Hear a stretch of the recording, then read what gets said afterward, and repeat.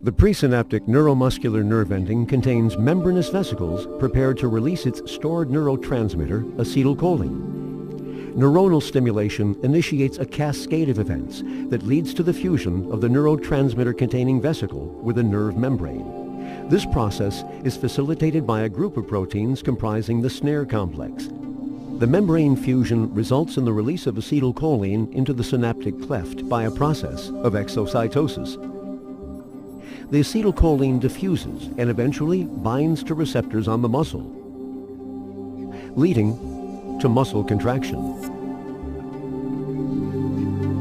Botox, botulinum toxin type A, consists of a heavy chain of 100 kilodalton and a light chain of 50 kilodalton, making up the 150 kilodalton core type A molecule.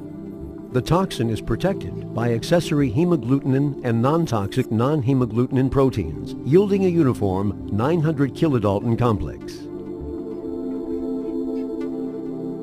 This illustration shows a cross-section of the spine, with a motor neuron extending into the muscle and a sensory neuron extending out of the muscle. After injection of Botox, it would be expected that most of the neurotoxin would remain at the injection site. The Botox core molecule dissociates from the accessory proteins and targets the nerve endings. The binding domain of the Botox core molecule is the C-terminal portion of the heavy chain, with an acceptor on the nerve. The Botox core molecule enters the nerve cell by a process of receptor-mediated endocytosis. It is the heavy chain that contains the binding domain. The toxin is now contained in a membranous vesicle inside the cell.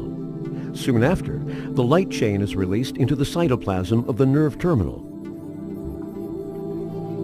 where it begins to cleave one of the snare proteins. In motor neurons, the light chain of the Botox core molecule blocks the release of acetylcholine by cleaving SNAP25, which is an essential component of the snare complex. When acetylcholine cannot be released, muscle contraction cannot occur. In sensory neurons, the light chain is believed to cleave SNAP25 by a similar mechanism, thereby blocking the release of neuropeptide neurotransmitters and inhibiting the sensitization of pain nerves.